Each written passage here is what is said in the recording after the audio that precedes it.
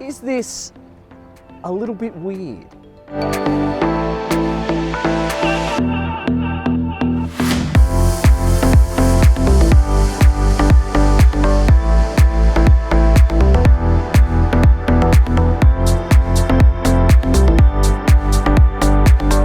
Or is it wonderful? Now, I can see quite a few unique purposes for this boat, which could be absolutely awesome for some of you watching. Then again, I can also see quite a few of you rubbishing this boat in the comments because it's not going to be suitable for everyone. So stick with me and I'm going to tour this boat with you and explain who I think this boat would be suitable to.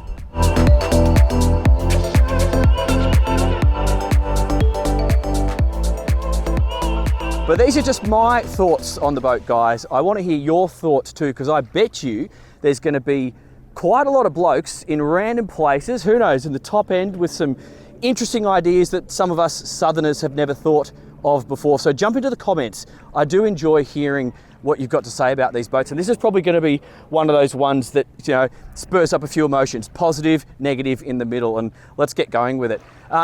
You're watching Dan's Boat Life, by the way. I'm Dan Jones. G'day. Because you're watching Dan's Boat Life, we're going to be going for a drive on this boat later, and that's going to be a separate video. So keep watching. At the end, I'll link to that if you're interested. So keep watching for that. XO, built in Finland, Finnish brand, Commuter. I'm going to call this a commuter boat. For those of you who aren't familiar with the term, essentially they've got a lot of islands up there in the Baltic Sea, and they go from their summer houses to the mainland. It's a very beautiful part of the world. Similar vibe in other countries in that area, Sweden, just to think of a few. They all do this. They zoom around between their summer houses and the mainland, but we can also justify commuters in some places in Australia as well. I'm also thinking New Zealand would get this vibe, going to your batches, for example, in some places I've been to in New Zealand where it'll be absolutely suitable. So what is a commuter? It's replacing a car. So it's a fast, rugged sports car of the water. It's not super practical for many of the purposes we talk about on this channel or any boat channel for that matter. So don't come into this with that mindset. Come into this of you set up in your remote location, or not, doesn't even have to be that remote. It could be Scotland Island in Sydney. It's an island. It's close to all the facilities, but it's still an island. So you need a boat to get there. And this is the way you do it if you want to do it in style. And aluminium, okay? Military grade, rugged aluminium, thicker below the waterline, and it thins on the way up. But up here, so come in a little bit closer, Jay, and let everyone appreciate this. What they have done with the XO brand, rather than just having a full alloy boat like many of you are going to be familiar with, they're a little bit noisy when you bang through the waves. They have bedded a GRP deck with foam in between the alloy and the GRP. So everything on the inside that you look at as the user looks like GRP. But what does that do for you? It dampens the noise. So these things are a lot more, a lot similar to the drive experience that you get on a GRP hull.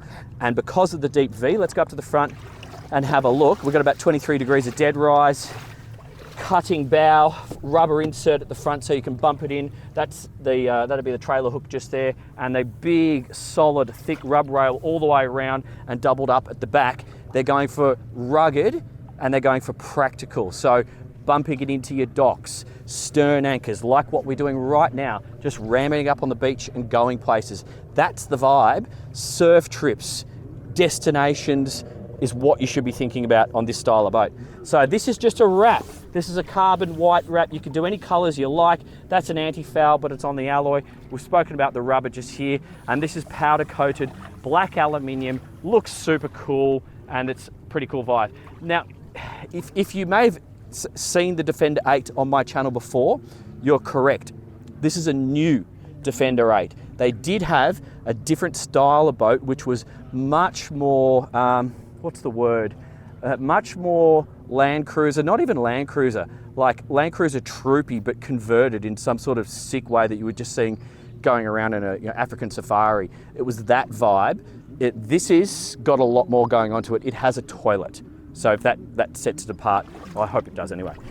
So I'm gonna jump on. We'll come around this side. Before I do, just appreciate the fold-out stainless steel bow roller. So that just has a pin here. When you take the pressure off the chain, the whole thing, just get up there and have a look, Jay, so everyone can appreciate that. So you got your electric windlass there, chained to road, and then this will just fold in, and neatly it sits in this little stainless holder here. And you see this piece here is just essentially when the anchor is deployed, that allows that to be operational, and then when it's not deployed you would close it, and then it's held in place by this latch here. We've got bow cleats and stern cleats on this boat, but it is optional to do midship cleats. So the reason why not everyone's going to do midship cleats, if you're in the Med, you probably will have less use for them, because you're going to be just doing the mooring that you pick up at the back of the boat, and you'll be stepping off on the bow, because that's kind of how they do it there. In other countries it's going to work differently. Got a through hole here, breather here, that's probably for waste. Okay, that's going to be for the holding tank, and we'll discover everything else as we make our way through the boat. Red and white lights just here and here. I'm going to step on. Can I do it? Yes, I can. Okay, so these grab rails are perfect for what I just did there.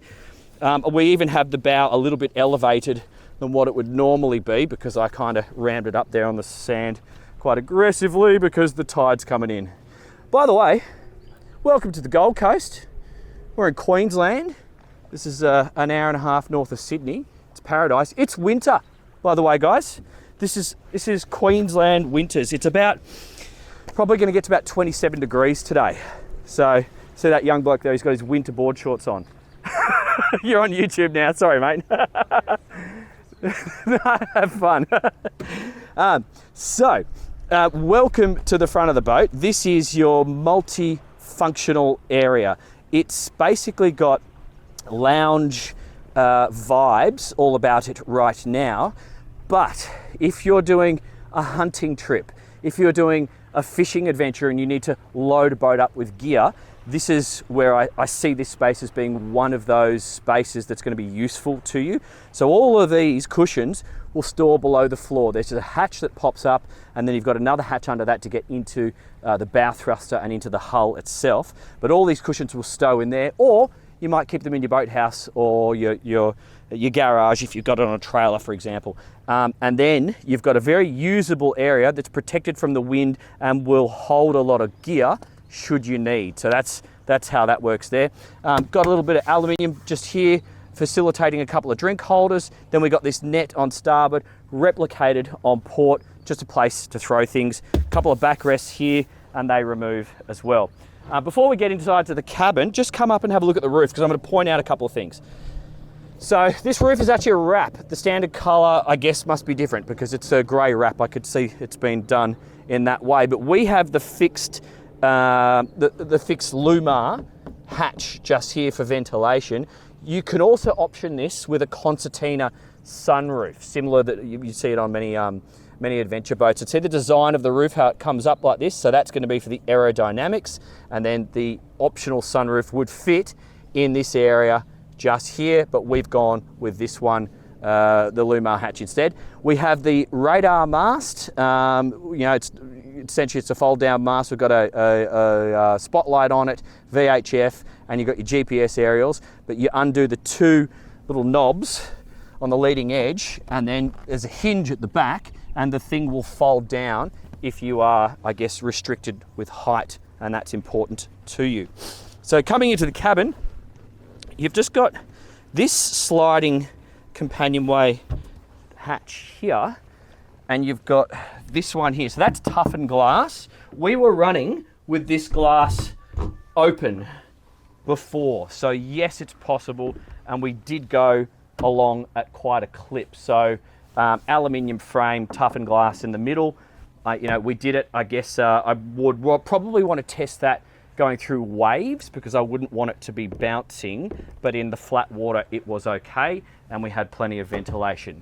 Now, before you jump into the comments, you can option this with side opening sliding windows. This particular boat does not have that, but it could even be retrofitted here in Australia. So that is possible, because yes, it would get hot in here without the windows, but I can also imagine some of you retrofitting this with a small AC unit, for example, running off lithium. I see that being very possible because there's a couple of spaces where we might be able to facilitate that. And remember, it really is an A to B boat, is the primary focus. It's not about spending all day on board. So don't picture it like that.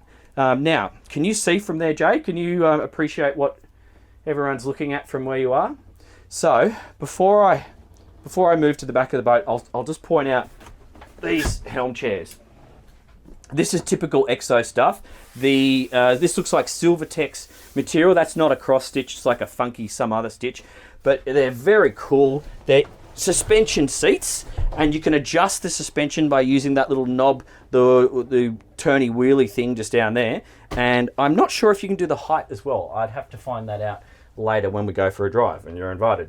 In terms of the head height, I'm 5'7". I've got that much room above my head just there. So if there is a way to lower the seat, then that's going to facilitate taller people. In terms of my leg room, I've got that much leg room at the end of my legs just there.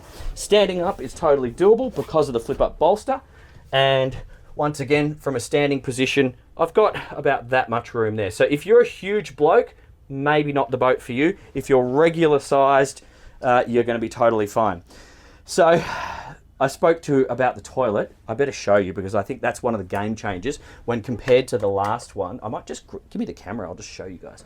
So there's a handle just there, and you just open that, and you got your footrest, and look at that. So she's a neat small little loo, but it is a loo, and that's what you didn't have on the last Defender of this size. They originally called it the 250, then they changed the name to the 8.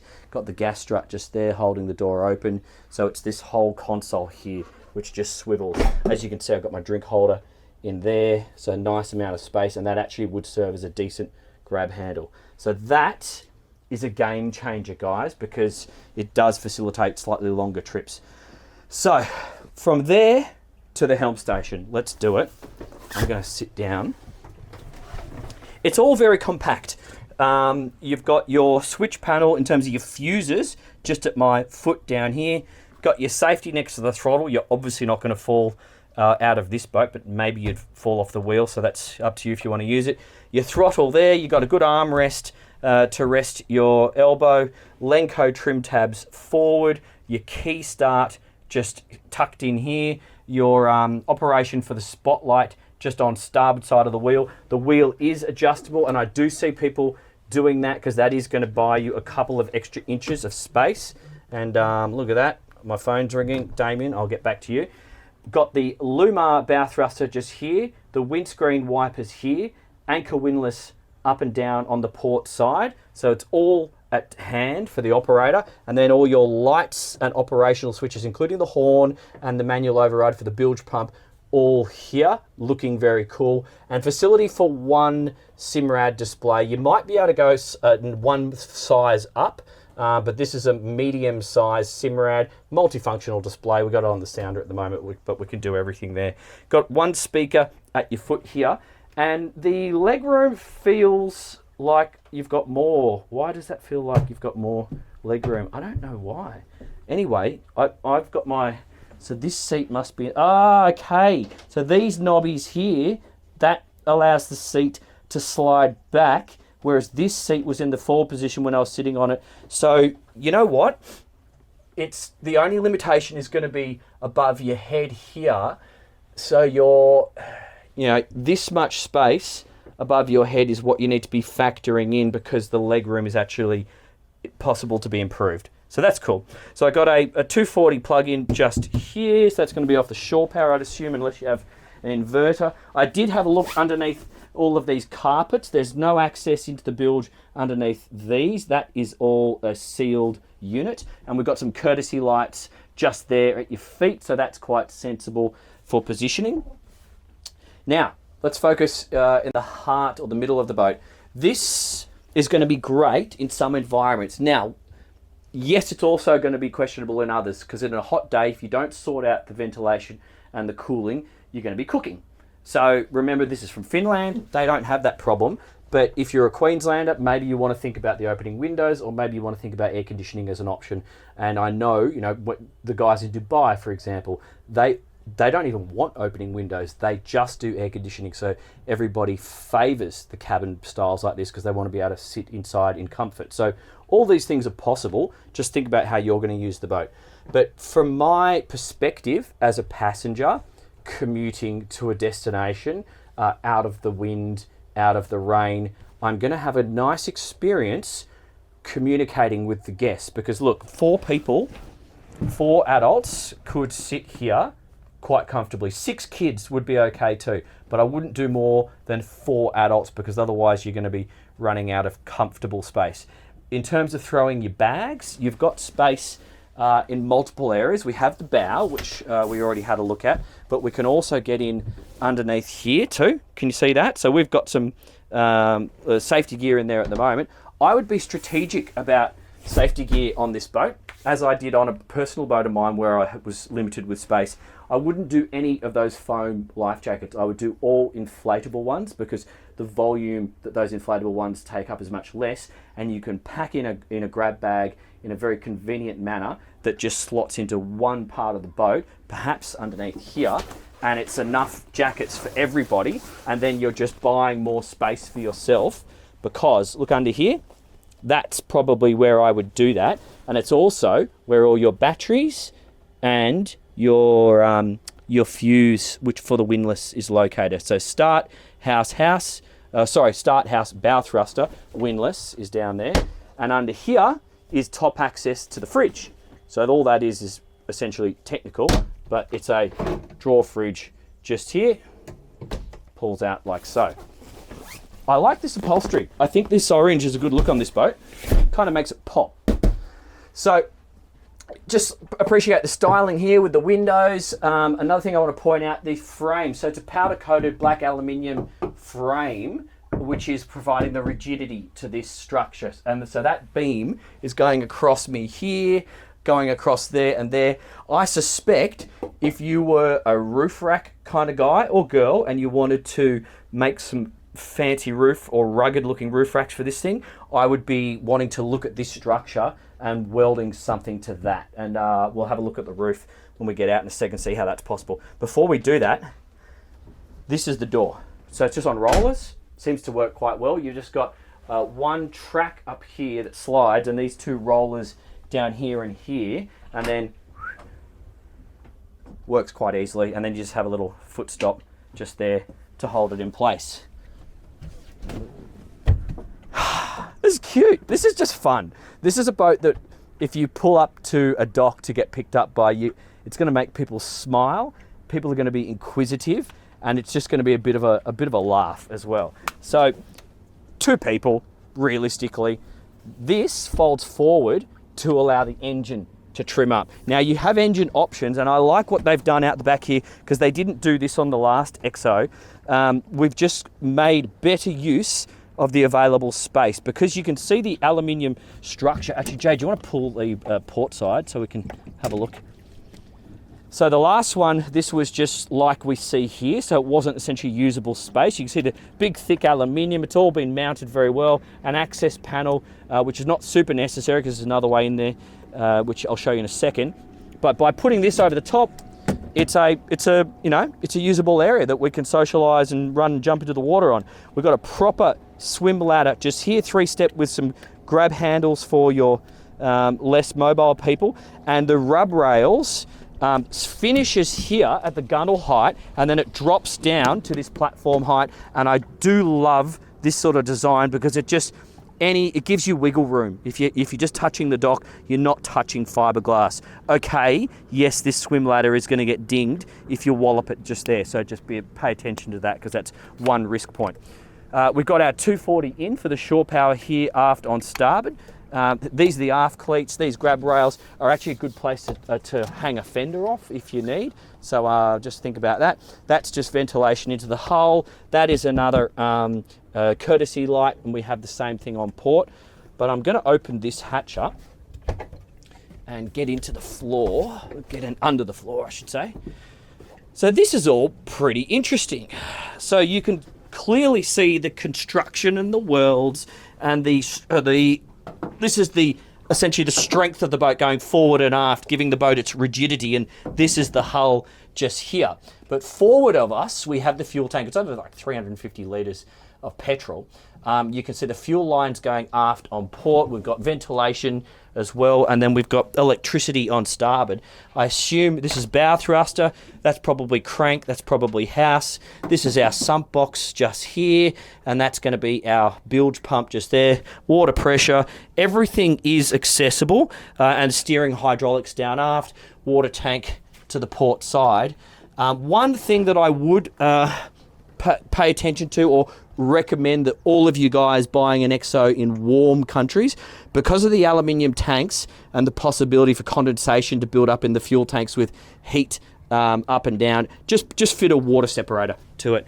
The Europeans, it's not so necessary for them, but for us guys in countries with a greater heat differential, just consider putting that in, because that's going to just stop any water build up in your fuel, and modern outboard sensors are really sensitive to that, so they'll pick it up, and it'll put the engine into safety mode and slow your day down if you don't notice it. So I didn't point out underneath this seat here, just have a look in here. So this is where I'm stowing the lines, but also our shoes. I would do that. I would get everyone to throw their shoes in here, have a couple of lines, happy days. For the fenders, we actually have put them in the bow, but for regular daily operation, I'd probably tie them here, or I would actually consider mounting some hooks of some sort here and just hanging them just here. I wouldn't be able to put the fender holders because they would interfere with the hatch when it opens up, but if you just have some simple hooks of some sort, you could hang them right here, and it might look cool. So just thinking that through. Anyway, I can see the construction of the roof here. You can see the height as well with me standing. I'm actually taller. This boat makes me feel tall. That's why I used to have a Mini Cooper. So that's kind of cool. Did I mention the engine options? I can't remember. We're running the 300 V8. You can actually go up to a single 450R on this thing. So that would be an absolute weapon of a thing. Or you can do the twin 225s. So we're running the single 300. We're going to be testing that essentially right now, because there isn't much more boat to show you. Fuel in on the port side. Where's the water in? I didn't find the water in. Oh, just here, down here. Okay. So water in, fuel in, waste out. That's all on port. That's sensible. So it's on the same side when you're rocking up at the dock. You don't have to cross. And I got our manual bilge pump operation, but we've already seen the electric when we're in the bilge. So that's it, guys. Who's this boat good for? Who is it not good for? So let me know in the comments what you reckon. I think it's clearly a commuter boat. It's clearly for those guys and girls with a specific purpose. If you have a holiday house, or if you have a house upriver with no land access, you are clearly going to need a commuter boat. And if you want something more luxurious with protection from the elements, because let's face it, you have to commute every day, well then that's you. This is you.